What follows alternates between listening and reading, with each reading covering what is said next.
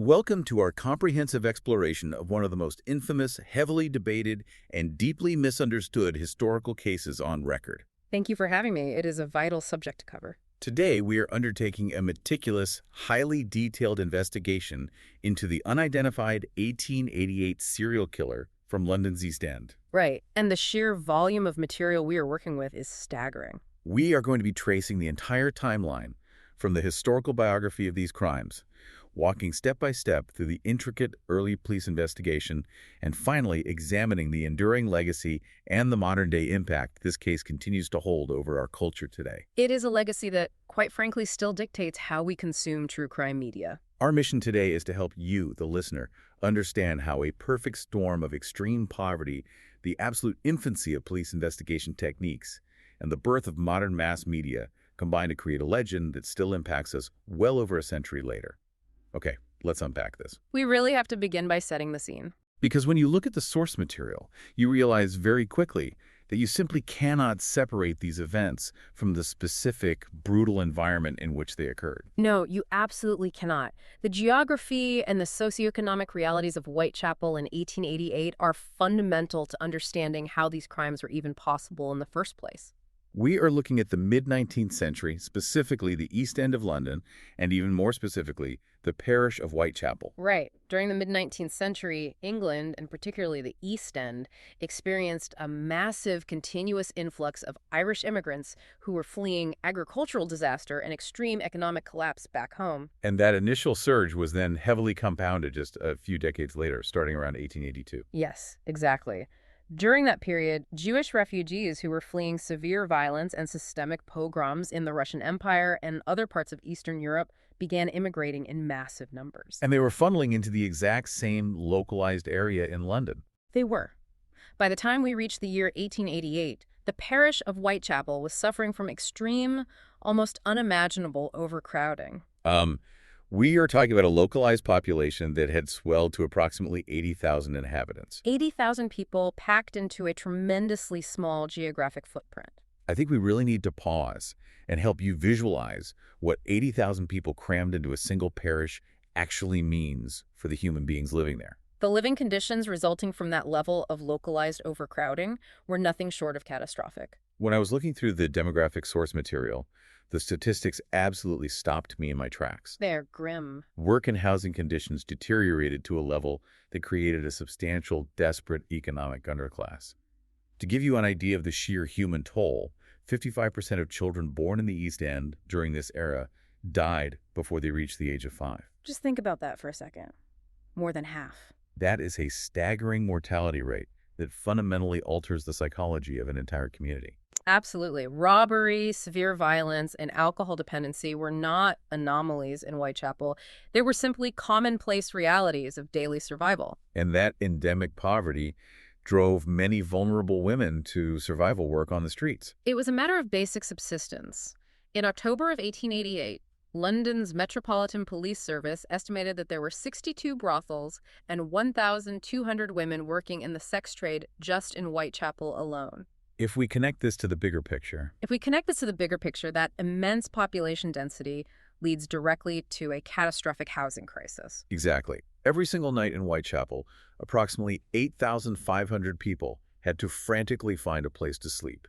And their only options were the 233 common lodging houses scattered across the parish. The economics of mere survival in these lodging houses were incredibly grim and unrelenting. The nightly price for what was known as a coffin bed was 4 pence. And we should explain what a coffin bed actually was because it is Yeah. horrifying. It was essentially a wooden box resembling a coffin, intended to keep sleepers from rolling over onto one another in a packed room. 4 pence a night for a wicker box. Yes, and if you did not have 4 pence, the cheaper alternative was 2 pence. For 2 pence, you purchased the right to a lean-to. This was quite literally a thick rope stretched horizontally across a large dormitory space. Individuals would pay to spend the night lined up, slumped forward over that rope, And in the morning, the lodging housekeeper would simply untie one end of the rope. sending everyone crashing to the floor to wake them up and force them out onto the street. I want you to just imagine the sheer visceral desperation of that scenario. Imagine paying your last 2 pennies just to be allowed to sleep hanging over a rope in a freezing, crowded room. knowing that if you fall short of those 2 pennies, your only alternative is the cold pavement. Where you risk freezing to death or being actively arrested for vagrancy by the police. When you understand those brutal economic mechanics, it emphasizes, in the starkest terms possible, exactly why the victims in this case were out on the streets at all hours of the night. They were not out taking a casual stroll. No, they were desperately trying to gather the literal pennies required just to avoid the street. And of course, this level of severe deprivation did not exist in a vacuum. The economic problems in Whitechapel were accompanied by a steady, palpable rise in social tensions. Between 1886 and 1889, there were frequent, massive demonstrations that led to heavy police intervention and public unrest. A notable example is the event known as Bloody Sunday in 1887. Right, where clashes between protesters and the authorities turned incredibly violent. And we must view the historical facts of those tensions impartially, recognizing how they contributed to the atmosphere of 1888 without taking a modern political stance. Exactly. The severe deprivation, combined with rising nativism, racism directed at the newly arrived immigrant populations, and widespread social unrest, influenced a pervasive public perception across the wealthier parts of London. To the rest of the city, Whitechapel was viewed as a notorious den of immorality and lawlessness. But from a criminological perspective, this specific environment made it exceptionally easy for a predator to operate completely unnoticed. Because when a population is transient, desperate, completely exhausted, and largely ignored by broader society, individuals disappear. They disappear, or they suffer severe violence with terrifying frequency. The police are viewed with deep suspicion by the locals. The streets are unlit and maze-like. And screams in the night are so common that they are routinely ignored by anyone who hears them. And that extreme systemic vulnerability brings us directly to the victims themselves. There's a vast amount of debate among historians, which we will certainly get into, regarding exactly how many people this specific perpetrator killed. But researchers generally focus their primary analysis on what is known as the canonical 5. These are 5 victims who share such specific, horrifying similarities in the manner of their deaths that they form the absolute core of the investigation. When you lay out these 5 cases, a distinct, terrifying pattern emerges almost immediately. All of these attacks occurred late at night or in the very early hours of the morning. They happen near the weekends. And they were clustered either at the very end of a month or the beginning of a month. This temporal clustering is one of the first major clues early investigators had to work with. So let's go through the timeline of the canonical 5. The first of the canonical 5 victims is Mary Ann Nichols. Her body was discovered at approximately 3:04 in the morning on Friday, August 31st, 1888. She was found in a dark, narrow street known as Bucks Row, of now Durward Street in Whitechapel. What is crucial for you to understand here is that the timeline of this event is extremely tight. Very tight. She had last been seen alive just about 1 hour prior to the discovery of her body. A woman named Emily Holland, who had previously shared a bed with Nichols at a common lodging house, encountered her at the corner of Osborne Street. Holland noted that Nichols was heavily intoxicated and lacked the 4 pence needed for her lodging. Despite Holland's attempts to persuade her to come back to the lodging house, Nichols walked off in the direction of Whitechapel Road. And an hour later, she was found deceased. The clinical examination of the scene revealed a fatal, severe neck incision, alongside severe lower abdominal trauma. Furthermore, the examining doctors explicitly noted that several incisions had been inflicted in a downward thrusting manner. When you look at the medical reports for Mary Ann Nichols, it becomes clear that this was not a standard robbery gone wrong. The sheer intensity of the trauma indicated something deeply psychological. And just 1 week later, the escalation in the perpetrator's methodology becomes glaringly apparent. On Saturday, September 8, 1888, the body of the second canonical victim, Annie Chapman, was discovered. This was at approximately 6 in the morning. This discovery occurred in the backyard of 29 Hanbury Street in Spitalfields. She was found near the steps to the doorway of the yard. Once again, the medical examiners found a fatal neck incision. However, the subsequent medical examination revealed a massive escalation in the extreme bodily mutilation. The perpetrator did not just inflict trauma, he engaged in the deliberate, systematic removal of specific internal organs. The inquest into Annie Chapman's death produced a very significant eyewitness account that historians have analyzed for decades. A woman named Elizabeth Long testified that she was walking down Hanbury Street and saw Chapman standing outside number 29. This is at about 5:30 in the morning. According to Long's testimony, Chapman was in the company of a dark-haired man who was wearing a brown deerstalker hat and a dark overcoat, presenting what she described as a shabby, genteel appearance. meaning he looks somewhat respectable but worn down. Long overheard a brief, chilling exchange between them. The man asked Chapman, "Will you?" To which Chapman replied, "Yes." That brief fragment of conversation is one of the very few moments we have in the historical record that potentially documents the killer actively interacting with the victim. Just moments before the crime took place. I want to highlight that timeline because it is genuinely staggering. Elizabeth Long sees Annie Chapman at 5:30 in the morning.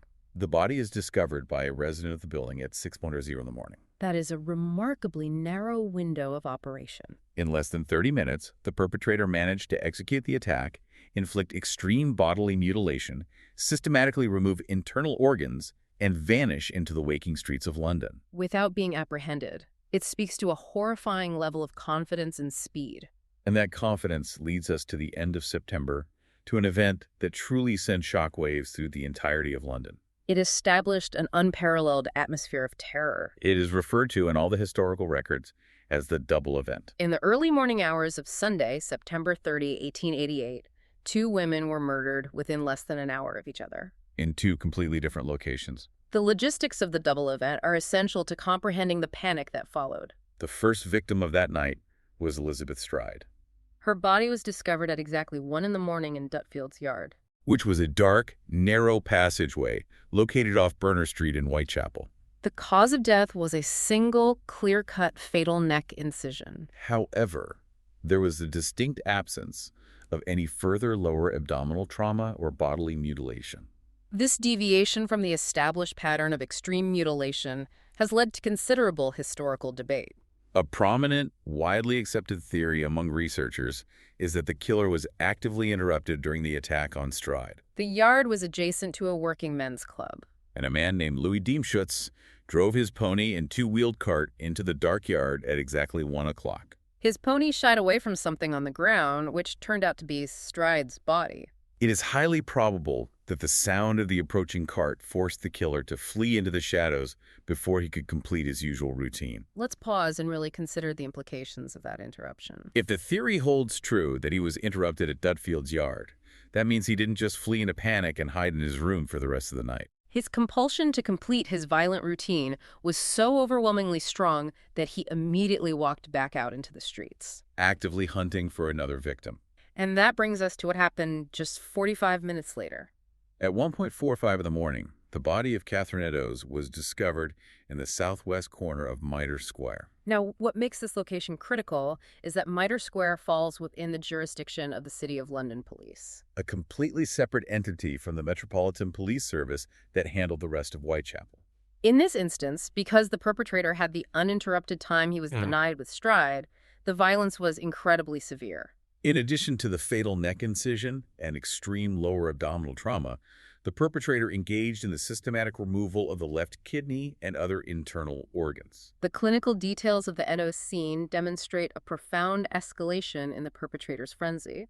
Alongside the removal of internal organs, there was also extensive facial trauma inflicted upon the victim. The medical reports detailed distinct triangular incisions on her cheeks and cuts incised completely through her eyelids. The police surgeon who conducted the exhaustive medical examination upon Eddowes stated his professional opinion on the timeline. He noted that these specific acts of extreme bodily mutilation would have taken at least 5 minutes of uninterrupted time to complete. What makes this so terrifying is that Mitre Square was routinely patrolled by a city police officer every 15 bullets. The killer executed this horrific act in near total darkness, knowing a police officer could walk into the square at any second. And similarly to the Chapman case, there was another tantalizing eyewitness sighting. A local cigarette salesman named Joseph Lewend had passed by a narrow walkway leading to Mitre Square shortly before the discovery of the body. He described seeing a woman who he believed was Eddowes standing with a fair-haired man of medium build. A man who had a shabby appearance and wore a pepper and salt colored jacket. However, his 2 companions were unable to confirm that description, highlighting the inherent unreliability of eyewitness testimony in dark, foggy conditions. The audacity of committing a murder in Mitre Square, right under the noses of the city police patrols, is mind-boggling. But the night of the double event also yielded one of the most heavily debated pieces of physical evidence in the entire history of the investigation. At 2:55 in the morning, a Metropolitan Police constable discovered a bloodied section of Catherine Eddowes' apron, It was found lying at the entrance to a tenement building in Golston Street, Whitechapel. which was roughly a third of a mile away from Mitre Square, heading back toward the East End. And directly above this discarded piece of apron, written in white chalk on the black brick wall of the tenement, was a message. The inscription read precisely, "The Jews are the men that will not be blamed for nothing." The spelling of Jews was highly irregular. J-U-W-E-S. This discovery instantly became known as the Golston Street Graffito. The discovery of that graffito created an immediate severe crisis for the authorities. You have to remember the intense socioeconomic environment we discussed earlier. The message clearly appeared to imply that a Jewish individual or a group of Jewish individuals were responsible for the murders. However, from an investigative standpoint, it remains entirely unclear whether the message was actually written by the murderer when he discarded the piece of the bloodied apron. Or if it was merely incidental pre-existing graffiti that already happened to be on the wall. In a neighborhood where such chalk writings were incredibly commonplace. But the police commissioner of the metropolis, Sir Charles Warren, arrived at the scene and made a highly controversial decision. Fearing that leaving the message up until daylight might spark severe, deadly riots in an already incredibly tense environment, he ordered the writing to be washed away before dawn. He made this order, entirely destroying the physical evidence before it could be properly documented or photographed. When I was reviewing the source material on Sir Charles Warren's decision, it really highlights the agonizing choices early investigators had to make. Do you preserve a potential clue left by a serial killer, or do you prevent a potential race riot that could burn down half the East End? The destruction of that graffito is something analysts and historians still debate endlessly today. Because we don't have a photograph of the handwriting, we can't compare it to the letters that were later mailed to the police. After the sheer terror of the double event at the end of September, there's actually a prolonged pause in the crimes for the entire month of October. The streets were swarming with police, vigilante groups were patrolling, and the East End held its breath. But then came Friday, November 9th, 1888. And this brings us to the fifth and final victim of the canonical five, Mary Jane Kelly. The circumstances of this specific event represent a horrifying departure from the previous four. It stands as one of the most terrifying crime scenes in historical record. Her body was discovered at 10:45 in the morning by her landlord's assistant, who was trying to collect overdue rent. She was found at 13 Miller's Court, a tiny, secluded room located off Dorset Street in Spitalfields. The crucial distinction with the Mary Jane Kelly case is the environment. This was the only indoor crime scene among the canonical five. In all the previous attacks, Nichols, Chapman, Stride, and Eddowes, the perpetrator was operating out in the open. Constantly terrified of being discovered by a police patrol or a passerby. But because the perpetrator was operating behind a closed door, inside Kelly's own single rented room, he had the one critical element he lacked in all the previous attacks. Absolute uninterrupted time. The result of having that time was the most extreme, catastrophic bodily mutilation seen in the entire series. The medical examiners found that the body had been almost completely emptied of internal organs. The trauma was so extensive that it defied contemporary medical comprehension. Furthermore, the heart was entirely missing from the crime scene, having been completely removed and taken away by the killer. To understand the psychology of the perpetrator, you have to look closely at the physical details of that room.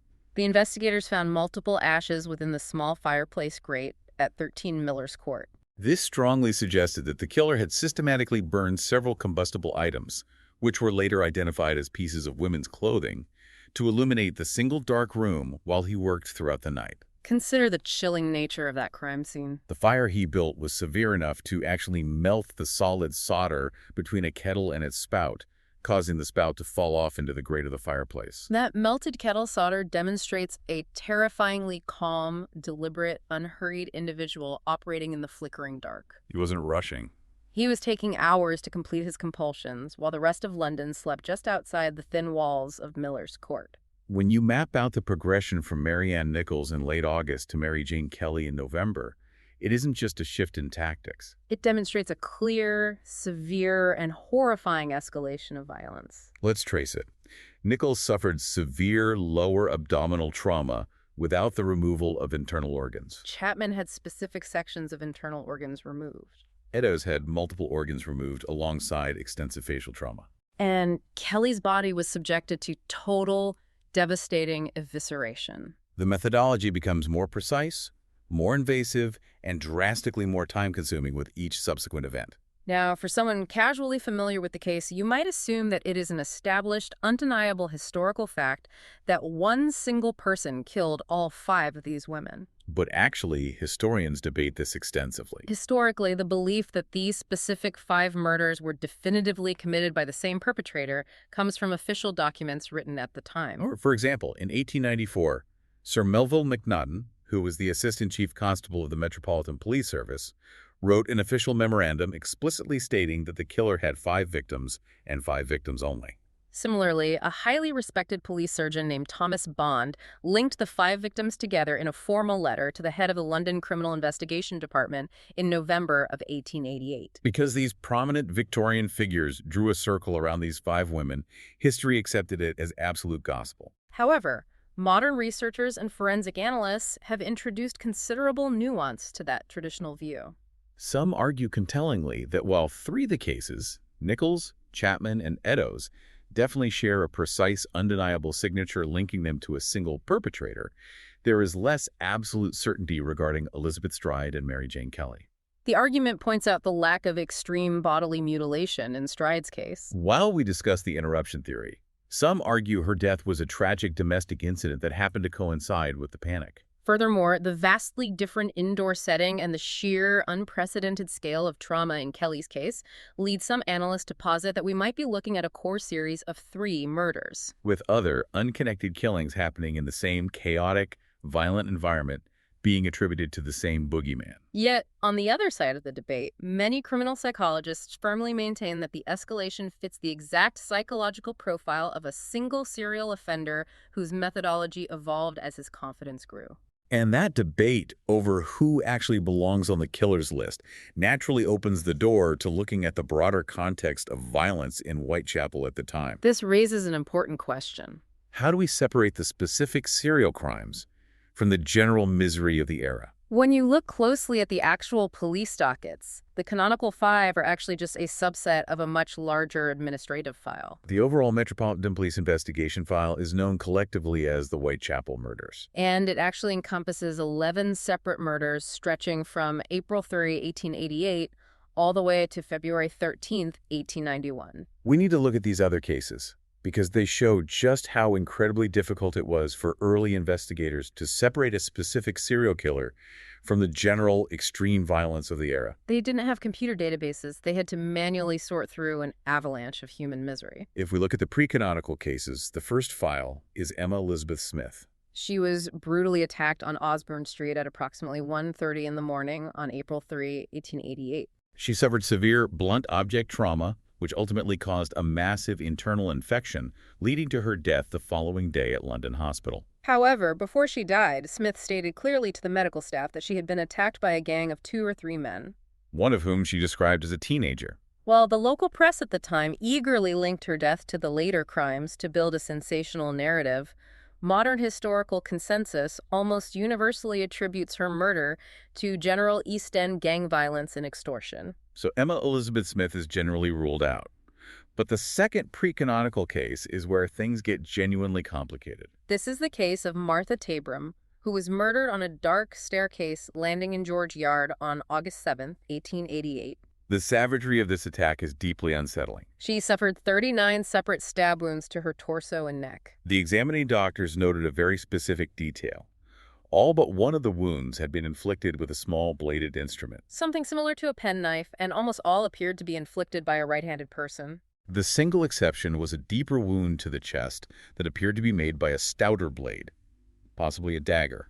Tabram's case is absolutely fascinating from a forensic and investigative standpoint. The sheer savagery of the attack, the complete lack of any obvious motive like robbery, and the tight geographical and chronological proximity to the canonical murders led many contemporary police officers to include her in the primary sequence. Including Inspector Frederick Aberline. Yet structurally, she did not suffer the deep, fatal neck incision nor the severe lower abdominal trauma and organ removal that strictly defined the later canonical five. It is the distinct absence of those specific escalating signatures that causes many modern forensic experts to exclude her from the primary list, viewing her death as a horrific yet completely distinct crime of passion or anger. After Mary Jane Kelly's horrific death in November 1888, the canonical crimes abruptly stopped. But the official Whitechapel murders file continues with 4 more incredibly puzzling cases over the next 2.5 years. First, there is the death of 26-year-old Rose Millet. Her body was found in Clark's yard in Poplar on December 20, 1888.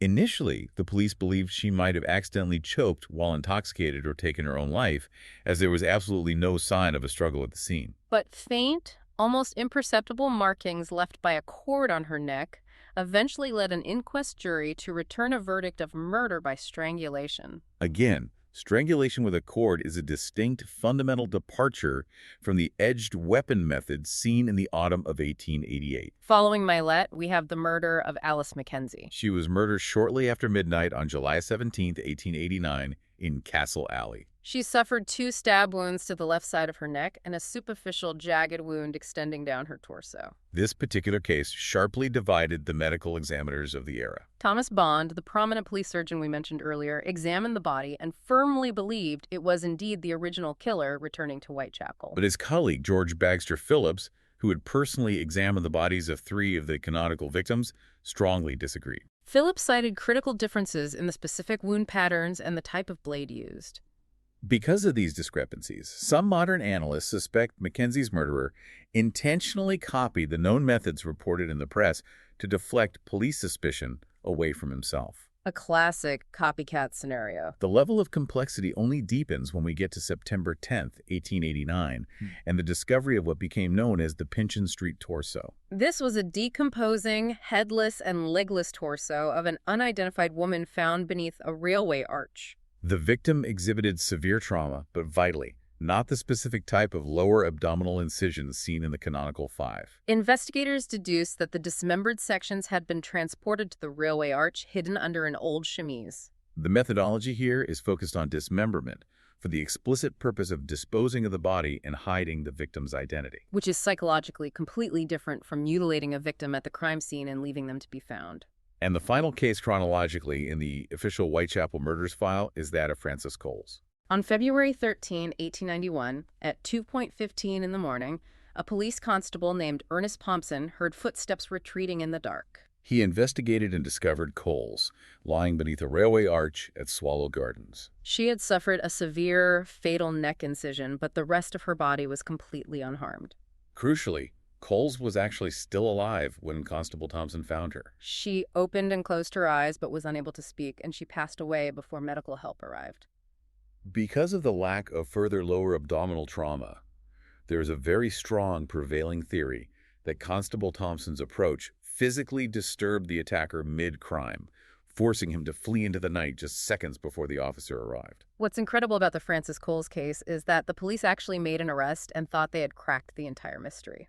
A 53-year-old ship's stoker named James Thomas Sadler had been seen drinking heavily with Coles earlier that evening. And multiple witnesses knew they had engaged in a violent argument just hours before the attack. Sadler was arrested, charged with her murder, and briefly, the authorities and the international press thought they might have finally captured the legendary killer of 1888. But when the police actually prepared their case, the timeline and the physical evidence simply did not hold up to scrutiny. Sadler was discharged from court on March 3, 1891, entirely for lack of evidence, and the case remained unsolved.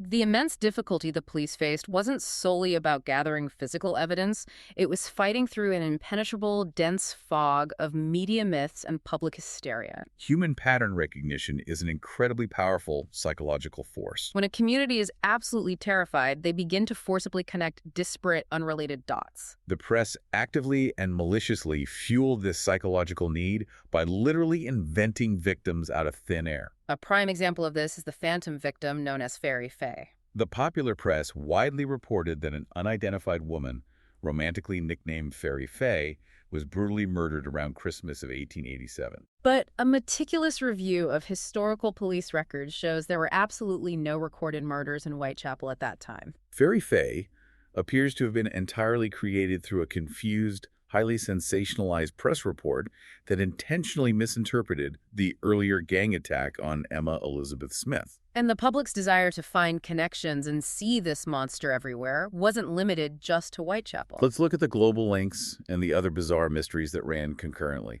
because it shows how this case broke the boundaries of local news. Right in London, there was the Whitehall mystery, Where a headless torso of a woman was discovered in October 1888 in the muddy basement of the new Metropolitan Police headquarters that was actively under construction. Talk about a brazen location. An arm belonging to that body had been found floating in the River Thames weeks earlier. This grisly discovery led to intense, wild speculation about a parallel serial killer dubbed the Torso Killer or the Thames Mysteries. People thought the Whitechapel killer was taunting the police by leaving a body inside their own new headquarters. But again, forensic methodology is key here. The methods of the Torso Killer strictly involve systemic post-mortem dismemberment. As we discussed with the Pinchin Street case, dismemberment is typically employed to facilitate the covert disposal of remains and obscure the victim's identity. This is fundamentally psychologically different from the methods applied in Whitechapel, where victims were left in situ with extreme bodily mutilation displayed for shock value. Only one of the 4 victims explicitly linked to the Thames Mysteries was ever identified. Elizabeth Jackson, a 24-year-old woman whose scattered remains were painstakingly collected from the river over a 3-week period in the summer of 1889. While the terrified public eagerly conflated the 2 series of crimes into one supervillain, the police at the time correctly recognized that the methodology was entirely separate and rightly discounted any operational connection. The panic over this unidentified killer was so virulent that it even spread beyond London to the rest of the country. In December 1888, the body of a 7-year-old boy named John Gill was discovered in a stable block in Bradford, a city in northern England.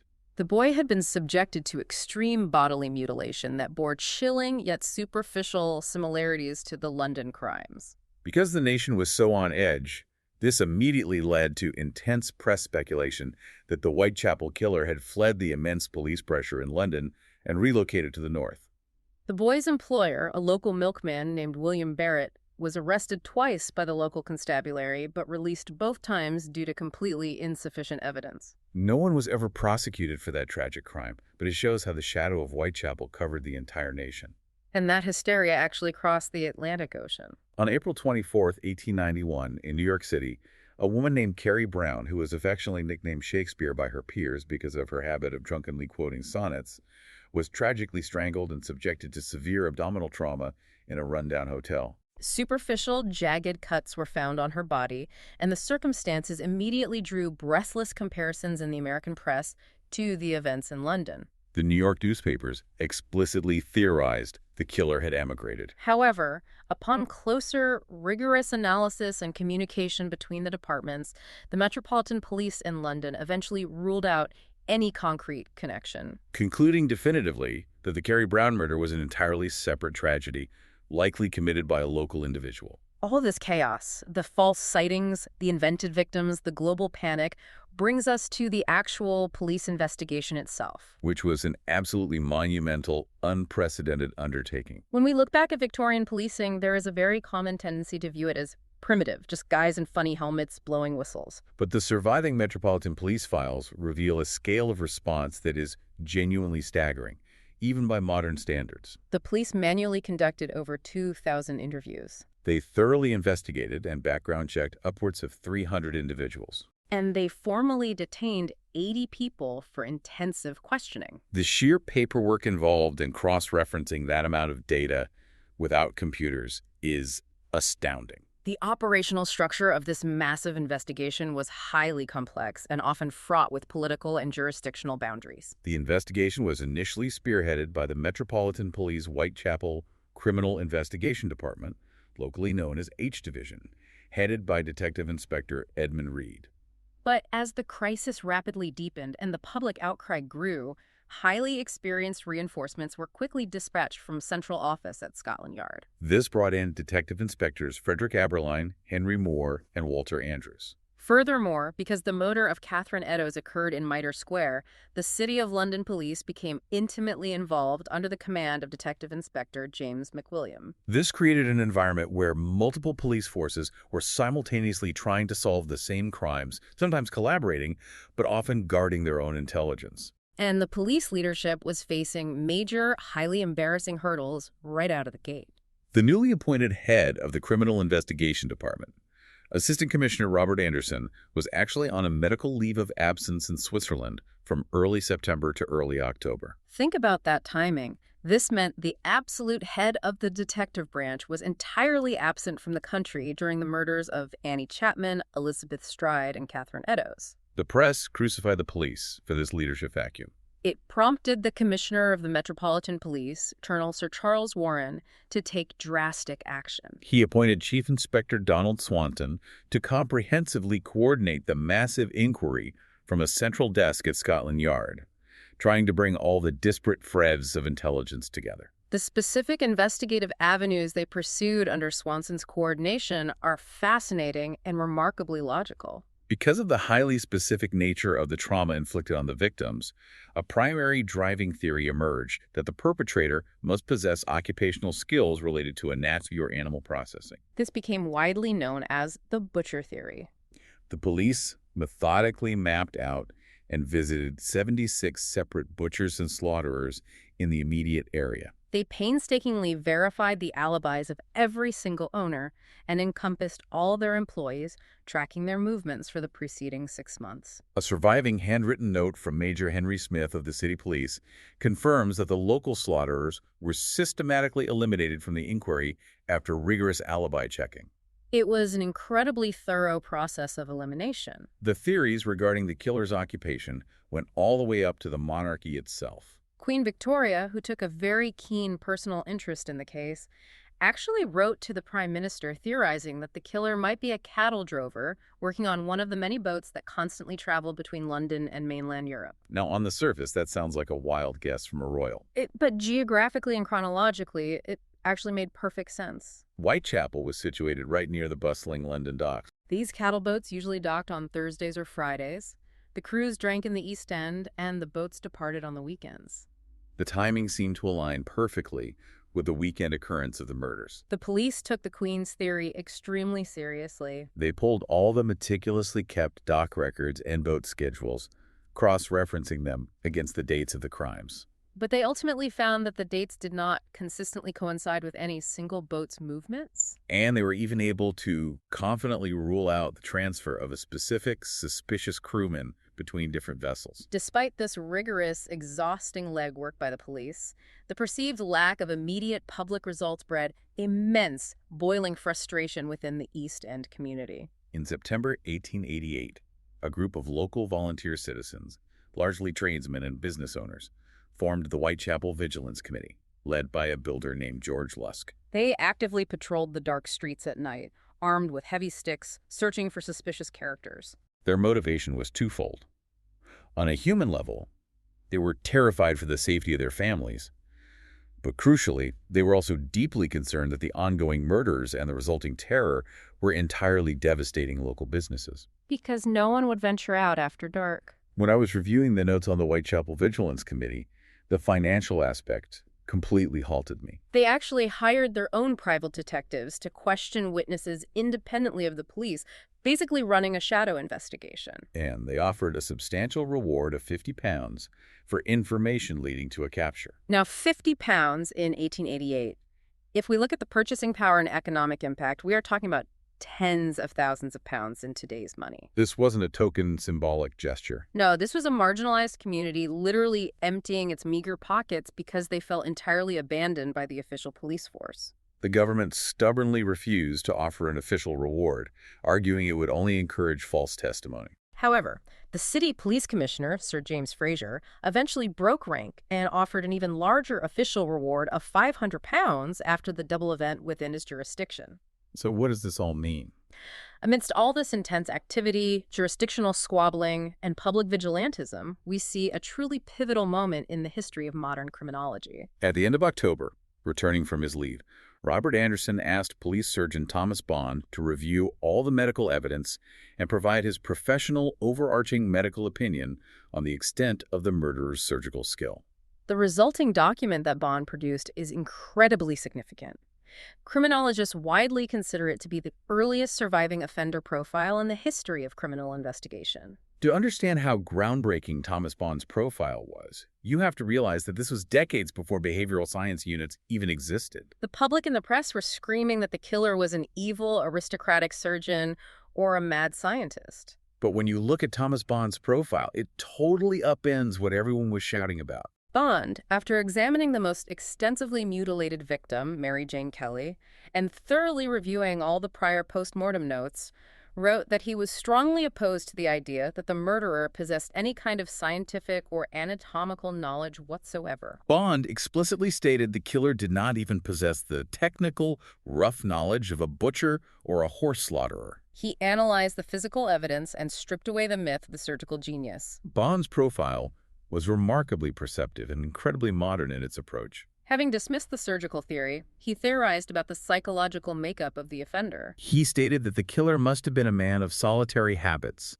a man subject to periodical attacks of homicidal mania. He suggested the violent homicidal impulse may have developed from a revengeful or deeply brooding condition of the mind. While modern forensic psychologists today intensely debate the underlying psychological motivations behind displaying victims in such degrading positions, Bond's focus on the solitary, brooding, disorganized nature of the offender mirrors many fundamental modern profiling techniques. The Metropolitan Police files vividly demonstrate that Victorian investigative procedures, their meticulous house-to-house inquiries, exhaustive alibi checking, forensic medical evaluation, and this early attempt at psychological profiling are actually the direct, foundational ancestors of all modern police work. Despite this incredibly rigorous foundational police work, the identity of the perpetrator remains arguably the most famous, heavily debated unsolved mystery in criminal history. Over the intervening years, the number of individuals proposed as suspects by police, historians, and amateur sleuths has reached well over 100. When you analyze these suspects, the theories generally fall into two heavily debated opposing archetypes. The first archetype proposes that he was a local, regularly employed, lower-class man. This is based on the pragmatic logic that the murders occurred tightly clustered around weekends and public holidays, suggesting he had regular working hours during the week. Furthermore, the crimes occurred geographically within a very short walking distance of one another, implying the killer had an intimate, localized knowledge of the maze-like alleys of Whitechapel. The competing archetype, which has heavily dominated popular culture, suggests the killer was an educated, upper-class man. Perhaps an aristocrat, a member of the royal family, or a wealthy physician. Someone who ventured into the impoverished slums from a much more affluent area of London. This theory is particularly interesting from a sociological standpoint because it draws heavily on the deep cultural anxieties of the Victorian era. It reflects a societal fear of the rapidly advancing medical profession, a deep-seated mistrust of modern science, and above all, the pervasive, undeniable fear among the lower classes of being ruthlessly exploited by the rich. Society seems to psychologically prefer the idea of an evil, calculating aristocratic genius over the mundane reality of a local, disturbed individual committing brutal acts of violence. Because the case is so famous, some incredibly prominent historical figures have been accused over the years, though it is absolutely vital to note that these claims lack any hard, verifiable historical validation. World-renowned artists like Walter Sickert, beloved authors like Lewis Carroll, and local individuals who are committed to asylums like a Whitechapel barber named Aaron Kosminski have all been intensely, sometimes unfairly, scrutinized. And in recent years, we have seen massive, highly publicized attempts to use modern science, specifically DNA analysis, to finally close the case once and for all. People desperately want a neat scientific resolution. But we must approach those modern DNA claims with severe, uncompromising scientific skepticism. There have been heavily publicized books and studies attempting to tie individuals like Aaron Kosminski or Walter Sickert to crime scene evidence using DNA. However, the scientific methodology used to advance these explosive claims has been subjected to intense, unrelenting criticism by the broader forensic community. The evidence in question, such as a silk shawl supposedly found near Catherine Eddowes and linked to Kosminski, has been handled, breathed on, and passed around by countless individuals over a century, rendering it catastrophically contaminated. Exactly.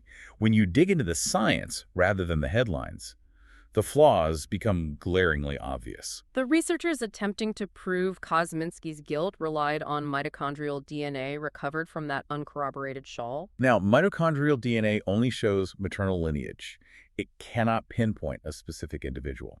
They then compared this mitochondrial DNA to undisclosed modern-day descendants of Kosminski's sister, keeping in mind that Kosminski himself had no children. The available biological material is just too degraded and compromised to provide any definitive, legally sound result. In fact, the specific study attempting to definitively link Kosminski could not be replicated by other forensic scientists, and the original genetic data could not even be located for peer review. This alarming lack of transparency eventually led the highly respected Journal of Forensic Sciences to publish an official expression of concern regarding the study's scientific validity. It highlights a much broader, highly problematic issue with the historical true crime genre. Because every single person alive during the terrible events of 1888 is now long dead, modern authors and amateur sleuths are legally free to accuse almost anyone without the need for rigorous, supporting historical evidence. You cannot libel the dead.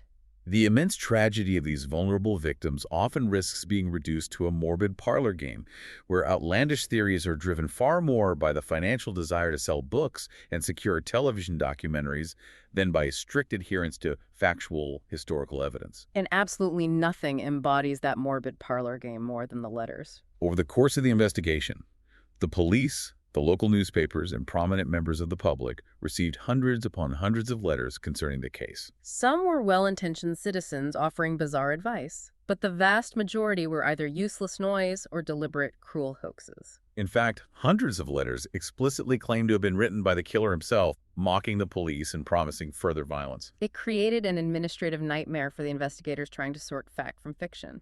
Out of those hundreds of letters, 3 specific communications became overwhelmingly prominent and permanently shaped the entire historical narrative of the case. The first is known as the Dear Boss letter. It was written in red ink, dated September 25, and postmarked September 27, 1888. It was initially received by the Central News Agency in London, who then forwarded it to Scotland Yard on September 29. At first, the police, overwhelmed by similar mail, completely dismissed it as just another tasteless hoax and filed it away. Here's where it gets really interesting and where the timeline becomes crucial. Just 3 days after that letter was postmarked, the terror of the double event occurred. During the medical examination of Catherine Eddowes, it was discovered that a section of her right ear had been obliquely cut off. The Dear Boss letter, sitting in a police file, had explicitly contained a chilling promise from the author to clip the lady's ears off. Suddenly, a letter the police had completely ignored seemed remarkably, terrifyingly prophetic. Now, investigators and modern forensic analysts later concluded that Eddowes' ear was highly likely nicked, incidentally, by the killer's blade in the frantic dark, and the writer's specific threat to mail the severed ears to the police was never actually carried out.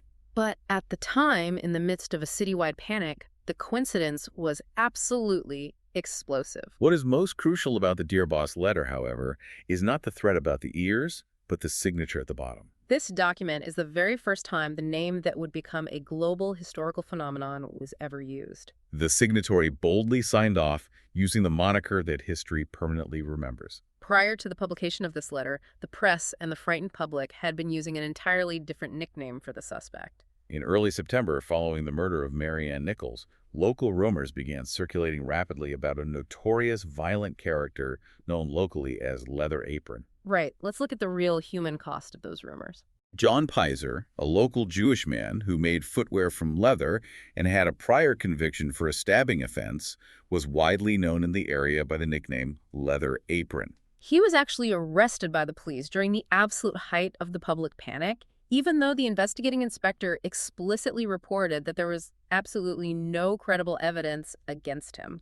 Pizer was fortunately released once his alibis for the nights of the murders were fully and rigorously confirmed. But the sensationalist press had already aggressively latched onto the name Leather Apron. It wasn't until Scotland Yard made the fateful, desperate decision to publish broadside facsimiles of the Dear Boss letter on October 3 in a vain hope that someone in the public might recognize the handwriting, that the new, infamous signature completely supplanted Leather Apron in the public consciousness. The second major communication in this saga is the Saucy Jackie postcard. This postcard was postmarked October 1st, 1888, and received that exact same day by the Central News Agency.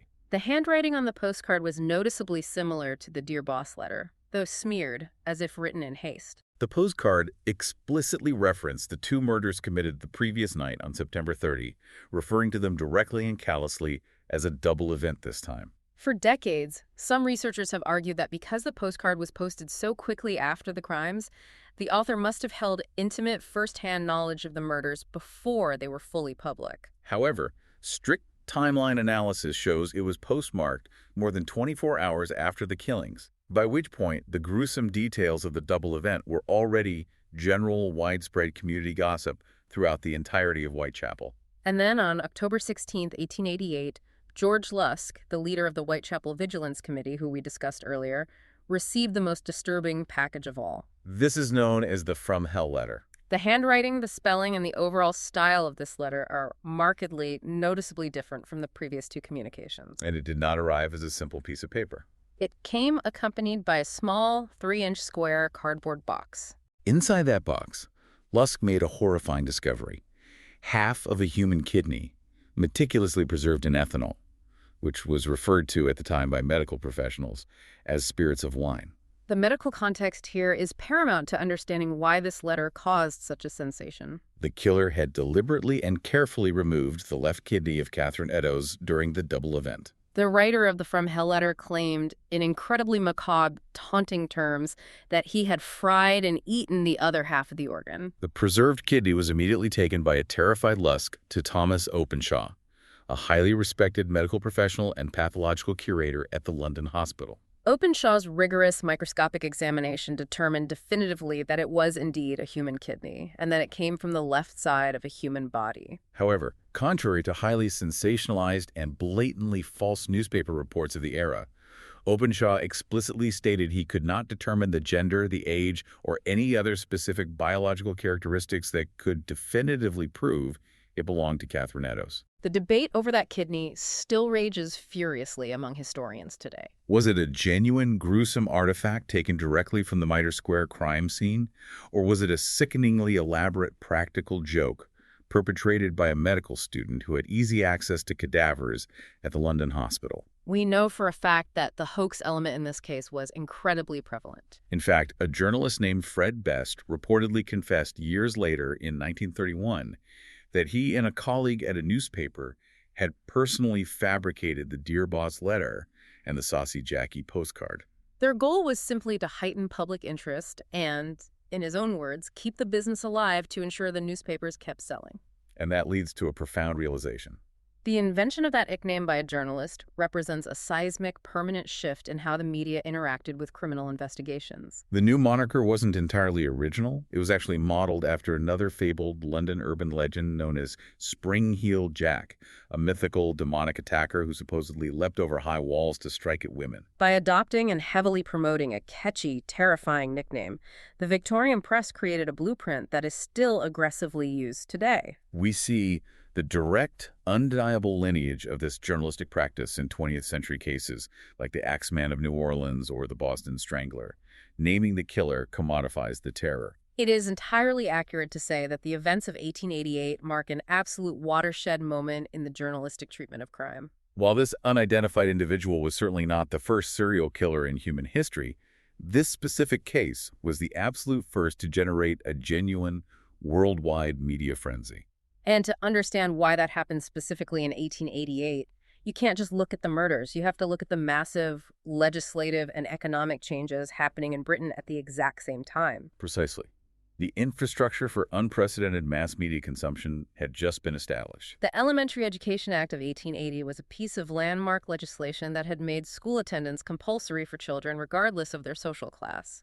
Therefore, by the time we reach 1888, A significantly larger percentage of the working-class population in England and Wales was newly literate. They could read the news for themselves. Furthermore, vital tax reforms enacted in the 1850s, specifically the repeal of the stamp duty on newspapers, had finally enabled the cheap, rapid publication of daily news. These factors combined to create a booming, voracious market for inexpensive mass circulation newspapers that cost as little as a halfpenny. When you combine a newly literate public hungry for reading material, incredibly cheap newspapers competing fiercely for readers, and a terrifying, unsolved series of crimes occurring in the dark slums of the world's most powerful imperial city, the result is an unprecedented media explosion. Popular, highly illustrated magazines made the killer the beneficiary of unparalleled global publicity. They printed incredibly graphic, woodcut illustrations of the crime scenes. At the absolute height of the investigation, over 1 million copies of newspapers featuring extensive, breathless, terrifying coverage of the Whitechapel murders were sold every single day.